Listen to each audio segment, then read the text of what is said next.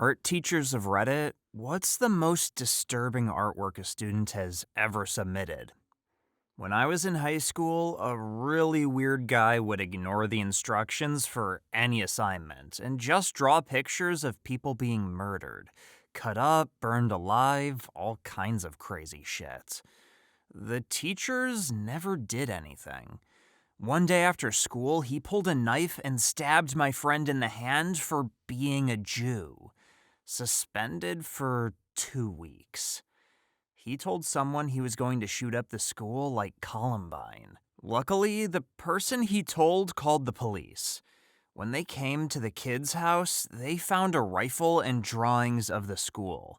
He was planning on setting a fire in the chemistry lab, and when people came out the other side of the building, he would be sitting in the bleachers of the football field with the rifle. I also don't know what happened after he got arrested, but hopefully he's never fucking getting out of prison.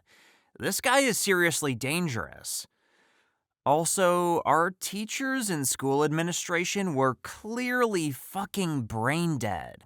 Back in the 90s, I volunteered at an art studio that provided free classes for low-income inner-city at-risk youth.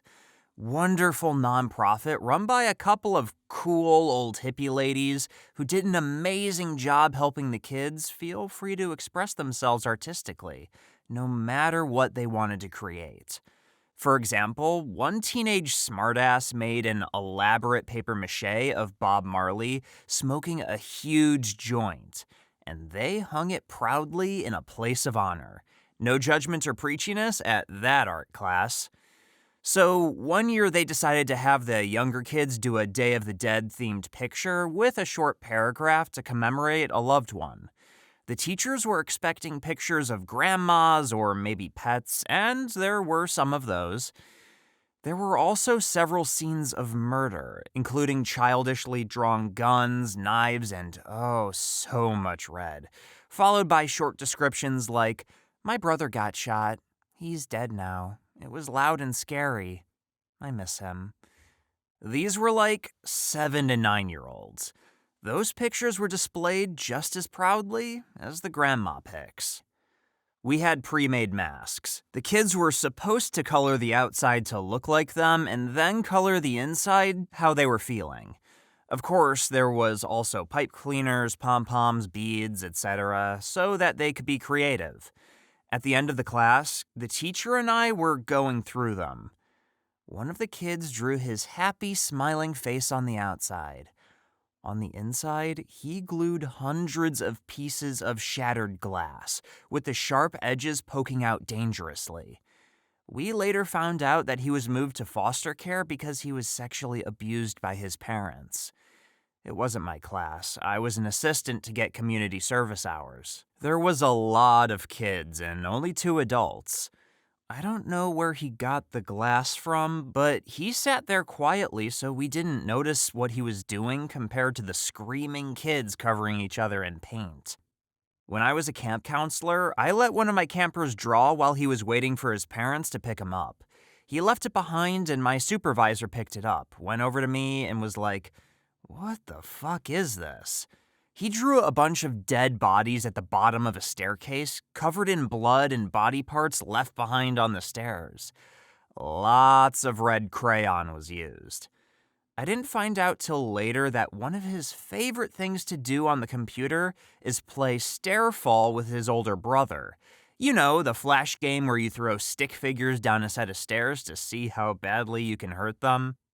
Worked as a summer school teacher for children learning English as a foreign language. I had one student who was a sweetie pie, but a bit of a rebel. On her last day at the school, she drew me a picture of fellow classmate David being hung from a rope as the rest of the class watched on. She even drew his parents crying at the bottom of the stocks and herself as the queen. She also drew a separate picture of me as a cat. Wasn't quite sure how to react when given these, but I decided to keep them. "Hello, art teacher here. It's not so much the drawing as what was implied. I once had a student, a little one, I mainly work with preschoolers, who drew a picture of her family. Her father was very tall compared to anyone else in her drawing, and she had drawn him with green and purple crayons. She drew the upper part of his pants red. She had drawn herself as very small compared to her family, and had drawn a small red circle around her genital area that was the same color as her dad's pants. Everyone in the picture was colored normally except for her dad and herself. I became extremely suspicious. Little kids drawing family members much taller than them or making themselves very small in pictures generally shows the power dynamic in the family. Too tall and the power play can be abusive at home. Kids also use green or purple colors when drawing something that makes them feel bad, as they are rotten type colors. Blue is usually used as happy instead of sad, actually, and you'll get a lot of kids who will draw purple tears or green tears for crying sad people instead of blue tears. Yellow can be added with greens and purples, and a lot of times that signifies not happiness, but feeling lonely. Yellow can be seen as an indifferent color. Some kids use it to indicate happiness, some use it for more difficult emotions. It's a toss-up. Red is almost always happiness. Remember, I'm talking about the 2 to 6 age range, where depicting violence is not common at all and would actually signify something serious. But if added in certain areas of a picture, a person's head, eyes, groin, etc., that is a very big red flag. Obviously, things like red pants aren't a big deal, but drawing red in specific areas can mean this hurts here. So I was very worried she was drawing out sexual abuse and feeling very yucky about her father. I sent in a report and it was taken. I did take a photo for evidence, but this was years ago and I have no clue where the photo is. The child was pulled from my class in the following weeks. I was never told what had happened, and I think of that child often. I taught pre-K in inner-city Baltimore for a few years. In the mornings, I would have kids come in and settle in by drawing quietly at their table or doing little puzzles or activities, while all the latecomers came in, and I could deal with secretly feeding kids who came in hungry or handing out appropriate clothes to kids who came in dirty before circle time. One morning, one of my students came in and drew 2 people crying and screaming at each other. It was just stick figures, but it viscerally disturbed me, and I pulled it to the side and showed it to his aunt when she came to pick him up at the end of the day. His aunt immediately burst into tears and told me he had witnessed a nasty case of domestic violence that morning. It was awful. Another disturbing thing one of my pre-Kers drew once was a bunch of school buses and little kids dying in a fiery tornado. Apparently, she had watched the news that morning and had seen this depicted. Former preschool teacher for high-risk children and families. 10 years ago, I worked at a center with 4 siblings whose mother had been murdered by their father. They had been taken in by the mother's parents and were at least able to stay together. The oldest boy was in my class. One day, I walked past his table while he was casually coloring a big gray and black circle with grass and flowers around it. I asked him what he was drawing, and he told me, "It's where I go to visit my mom." It took me a few minutes to realize he was drawing a grave. Not so much disturbing as sad, but it stuck with me. High school art teacher here. Right now, the project that my students are working on is called Disaster Cityscape. They need to draw a city in 2-point perspective, and the fun twist is that some kind of disaster needs to be happening. Think flooding, alien abductions, giant hamsters eating everything, etc. I have one student who kept asking me how to draw specific buildings, such as a children's hospital, an orphanage, and a boys and girls club. After I showed him how to draw these, I asked what his plan was. And he told me he wants to create a firestorm and have all these buildings engulfed in flames with children burning everywhere and blood on the streets. Thankfully, I know this student well, and he just has a really dark sense of humor. His first idea for this project was to draw a meth lab blowing up and killing people. But if I didn't know him that well, I would definitely be concerned. That class is a fun group of kids. I had this kid I'll call Joe. He had special needs, but loved movies. He hated everyone but me. I was his first male teacher ever. He would often draw me pictures of Godzilla and King Kong. It was awesome. When he went to the next grade, he drew a picture of his new teacher being eaten by sharks. She freaked, called a whole bunch of meetings, went nuts. She was saying that she was scared and she wants her dead and that she feared for her life. I was asked to have a talk with the kid. I asked him what the picture was, and he said it was the lady from Jaws 4 being eaten by Jaws. We then proceeded to talk about how Jaws 1 and 2 are awesome. Not me, but I played a huge part. Brother's art class in second grade was doing those full body tracings on big sheets of butcher paper. They were supposed to trace each other and then draw themselves. My brother evidently refused to draw a face for himself, would not budge on that. Drew everything else, but no face. Wouldn't say why, and because he was super shy and quiet, clammed up more when the teacher started grilling him about it. Art teacher calls principal because this is concerning. Principal calls school counselor. Counselor meets with my brother, who still won't talk about why he won't draw his face, asking him questions like, "Do you not like yourself? Do you feel bad about yourself?" etc. At this point, he is really clammed up and is now refusing to talk because he's really shy to begin with and all this questioning is happening. School calls my parents. They have a meeting about the fact that they think my brother is depressed or has some kind of mental issue. Parents freak, of course, and brother still won't talk. Parents and counselors start asking if he feels neglected or unloved or some shit. Mom's crying, dad is frustrated, and brother thinks he's in trouble for something, and I guess in an effort to stop them all acting crazy, he says he doesn't draw his face because he hates someone in the family. Cue full family counseling for a month. Mom is a wreck and thinks my brother feels like they neglect him and don't love him, so she's just constantly like, "You know I love you very much, right?" Counseling isn't going well because brother is just quiet and confused. Me, 2 years older than him, is just mad that we have to be at this office all the time. Finally, during one session, brother finally cracks. Doctor asks, "Who is the person in your family you said you hated?" Brother says, "Puss Puss, our cat. She bites me." My mom and dad are like, Doctor is surprised but pushes his advantage now that brother is finally talking. "Why don't you want to draw your face? Do you feel bad about yourself?" Brother, "I just wanted Angsty to do it. She's a better drawer than me. No psychosis, no early childhood trauma, no mental disorder. Just an overly concerned art teacher and a little kid who thought it would be best if his older sister drew his face because she was a good drawer." TLDR, I drew well enough as a kid to make people think my brother was a troubled child. Not an art teacher, but had a housemate who was studying art while I was at uni.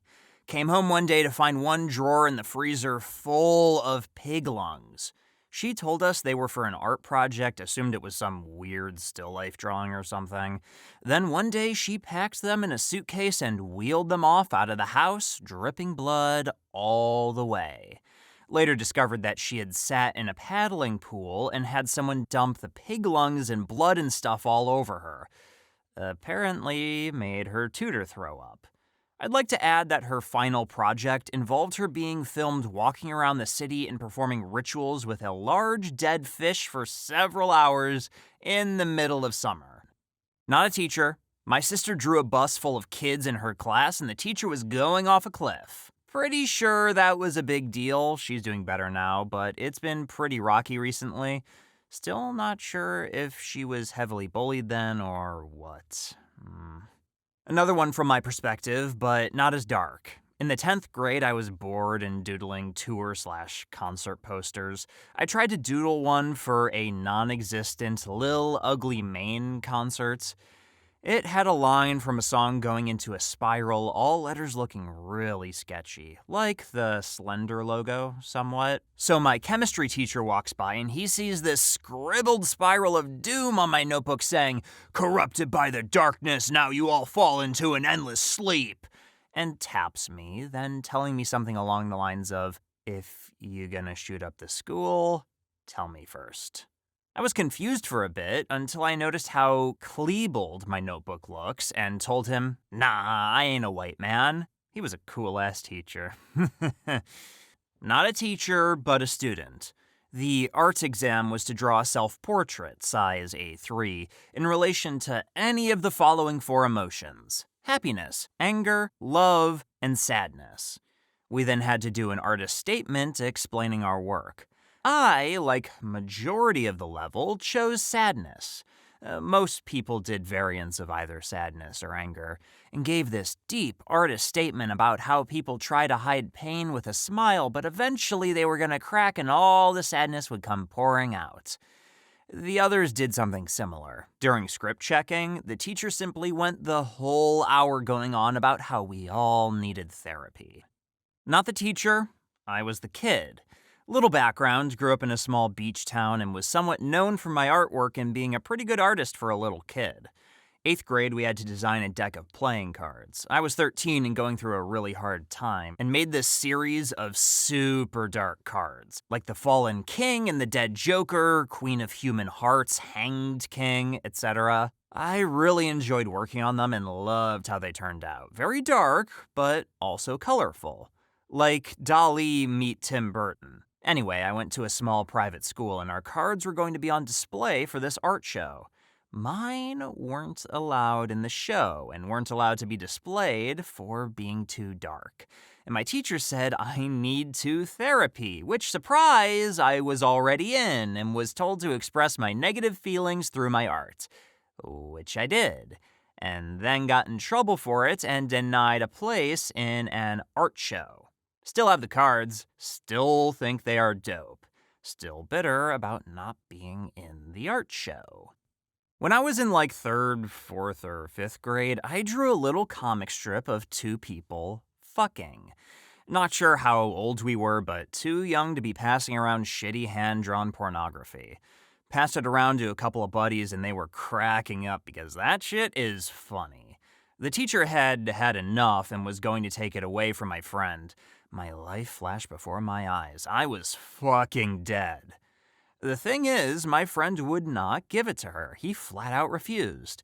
After arguing with and yelling at him for what seemed like hours, she gave up. I had never seen a kid stand up to an adult before and get away with it.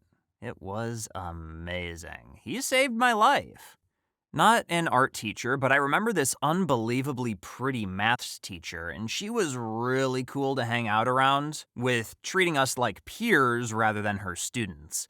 So one day she was tasked with being the substitute art teacher for one period, and in that period a bunch of boys, who were in a different class than I was in, decided to fuck around with clay and make something phallic-shaped, aka a penis. She didn't take kindly to them making a clay penis and presenting it to her, so she reported them and then she decided to quit the following week. And the students who made the clay penis were given suspensions. I think.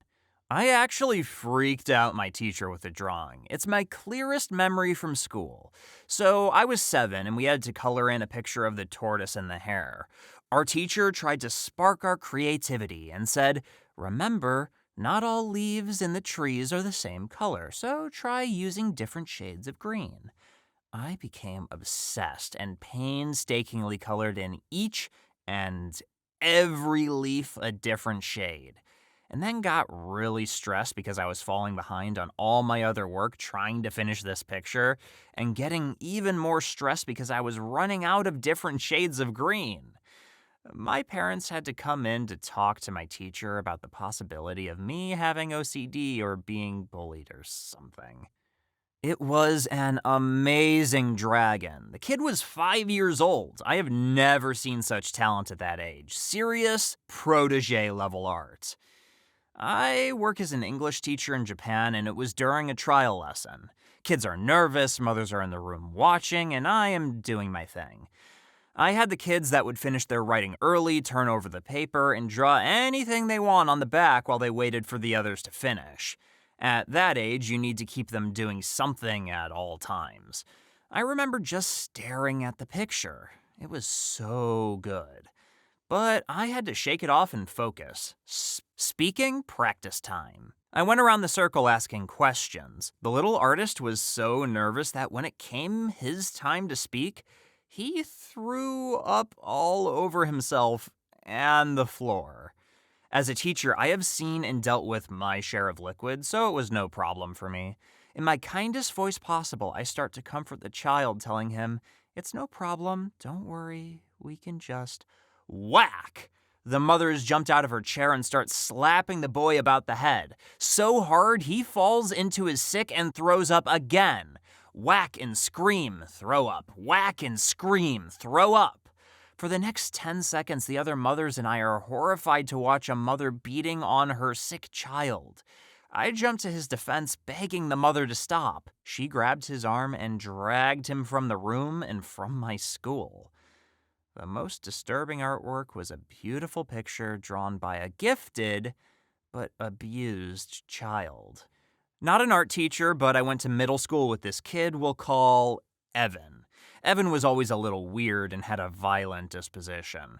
For example, besides him being involved in numerous fights, in Spanish we were given a writing prompt about a man being summoned to visit the king. In most kids' stories, he was a hero, killed a dragon, etc. Nope. Evan's character was a mass murderer sentenced to death who escaped and killed a few guards before being murdered. Anyway, we're in some elective class and we had to design and print a cereal box. We're like 12, so of course it's Skate-Aros or Soccer Puffs or NSYNC Flakes. It's early 2000s. But not Evan. No, his imagination was not bound to such childish ideas. He proudly presented Cannibal-Os, which featured on the front panel of the box a cannibal eating a bowl full of body parts. I wish I could for the life of me remember what the made-up nutrition facts he put on the side were, besides disturbing. But the image of the front of the box will forever be burned into my brain. I used to look his name up occasionally, wondering where the inevitable shooting spree had taken place. But his current Facebook picture makes it look like he just became a pretty typical emo kid. Even if that's a bit strange now, closing in on 30. Not an art teacher, but worked in a high school. There was a competition for students to design a business program and create a short, commercial-type video explaining what they're doing. So a small group of staff and the competing students were gathered and previewing the videos. And this one girl's video comes on. She's designed a bakery of erotic cakes, and she's pouring batter all over herself. And it probably kept going, but we had to stop it. Turns out she was being sexually abused by her dad for a number of years. She was brought into foster care not long after. She's a fully grown adult now and doing pretty good, all things considered, but damn. I'm not an art teacher, but I used to sit in front of this kid who had some serious issues. He was genuinely nice, but he was definitely troubled. He would show me his art, and it all consisted of women being tortured in hell. They would be impaled naked, demons lurking around them like creepers. They would be decapitated and missing limbs. His art teacher found out, and the guidance counselors talked to him and his parents to try to get him into therapy. I love art, no matter how gruesome, but this was more than that. This was an obsession. When I was in 4th grade, I drew a picture of my mom shooting the librarian, complete with bullets and blood and all, because I didn't like the librarian and my mom was my hero. I tried passing the picture to my best friend in class, and somehow it was intercepted and the teacher found it. She pulled me aside after class with the principal and all that jazz, and I bawled my eyes out. My mom later told me something like, "You obviously shouldn't draw stuff like that." But I think she was kind of proud that she was doing my dirty work. Not an art teacher, but when I was in 3rd grade, our project was to draw a picture of our home life. I drew a pic of myself, covered in blood, knife stuck in me, hanging by a noose, and my mom standing next to me shooting me with a gun. My home life was fine, no idea why I decided to do it. I think I thought it'd be funny. Turns out I was right though. My mom had to go in and meet with a counselor, my teacher, and like two other people. My mom still drops that story from time to time to people when topics like this come up. Still makes me laugh and still makes me pissed. She can't find that drawing.